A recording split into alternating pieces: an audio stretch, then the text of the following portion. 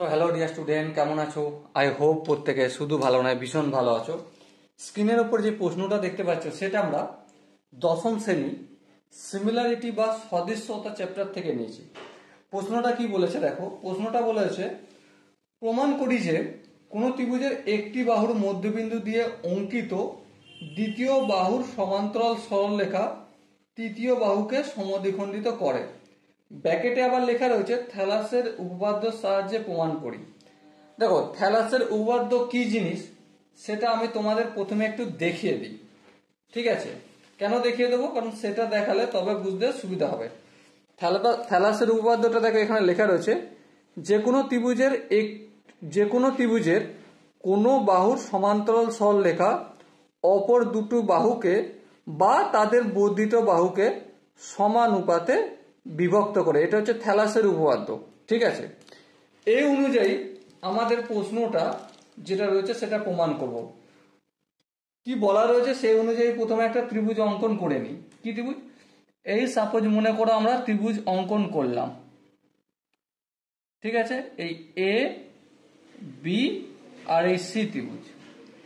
এরপর প্রশ্নে কি বলা হয়েছে, ত্রিভুজের কোন ত্রিভুজের একটি বাহুর মধ্যবিন্দু, সাপোজ মনে করছি এ বি বাহুর মধ্যবিন্দু হচ্ছে, আমি নিচ্ছি এক্স, কি নিলাম? এক্স। মধ্যবিন্দু দিয়ে অঙ্কিত দ্বিতীয় বাহু সমান্তরাল, আমি এ বি বাহুকে প্রথম বাহু ধরেছিলাম, আর এসি বাহু দ্বিতীয় বাহু, আর বিসি বাহু তৃতীয় বাহু। ওকে, সো আমি কি করবো এবারে, এই যে দ্বিতীয় বাহু এসি বাহুর সমান্তরাল একটা কি অঙ্কন করলাম? সমান্তরাল সরলরেখা অঙ্কন করলাম। এই যে তৃতীয় বাহু এখানটাকে ওয়াই এতে ছেদ করেছে। প্রমাণ কি করতে হবে?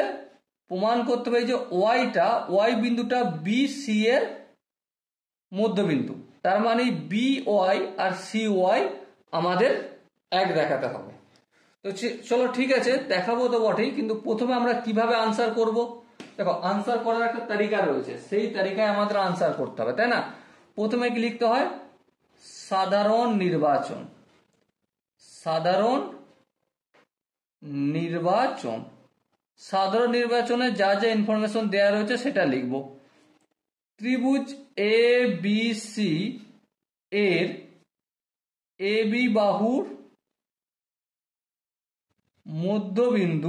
মধ্যবিন্দু এক্স, অর্থাৎ একটা কথা আমাকে বিচার করে বলো, এক্স যদি এ বি এর মধ্যবিন্দু হয় তাহলে a x equal to b x লিখতে পারি?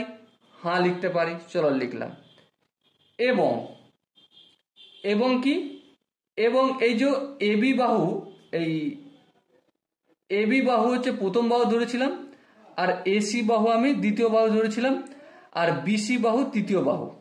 এবার এই যে মধ্যবিন্দু থেকে ওয়াই পর্যন্ত রেখাটা অঙ্কন করছি, এটা এসি এর সমান্তরাল, এবং এসি সমান্তরাল এক্স ওয়াই। ওকে, এরপর আমাদের বিশেষ নির্বাচনে কি লিখতে হয়? যেটা প্রমাণ করতে হবে, বিশেষ নির্বাচন। চলো লিখে দিই, প্রমাণ করতে হবে যে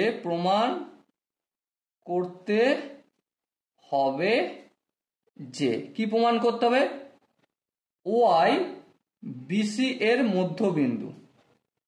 আচ্ছা, ওয়াই বিসি এর মধ্যবিন্দু এর মানই আমি লিখতে পারি, অর্থাৎ B Y equal to C Y.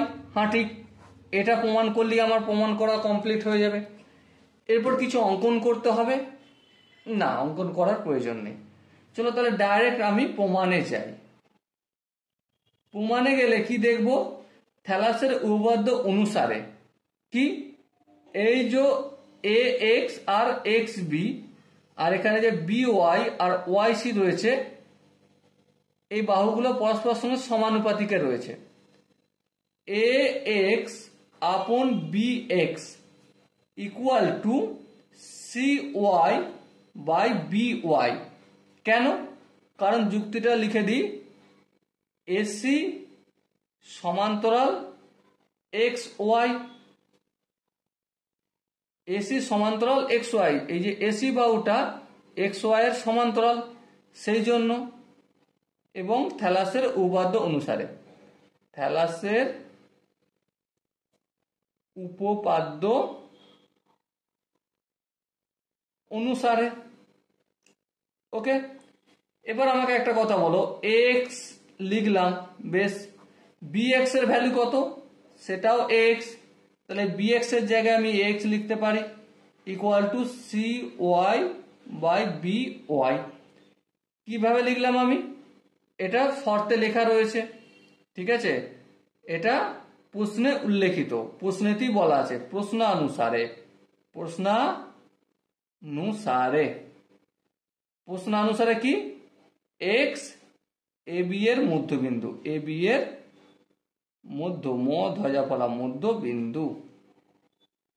ওকে, তো এবার দেখো এই এক্স কেটে যাবে, হ্যাঁ, তাহলে কি বেঁচে থাকবে, 1/1 equal to C Y by B y. কোনাকুনি যদি গুণ করো তাহলে b Y equal to C y, আর এটাই প্রমাণ করতে বলেছিল, চলো ব্র্যাকেটে লিখে দাও, প্রমাণিত। Okay, so dear student, I hope এই উপপাদ্যটা বুঝতে কারো অসুবিধা হয়নি। বুঝতে যদি তারপরও কারো অসুবিধা হয়, ডাউট থাকে, তার জন্য কি করতে হবে, কমেন্ট সেকশন রয়েছে, কমেন্টে অবশ্যই জানাতে হবে। দেখা হচ্ছে নেক্সট ভিডিওতে, ততক্ষণ পর্যন্ত ভালো থেকো, সুস্থ থেকো এবং জয় হিন্দ।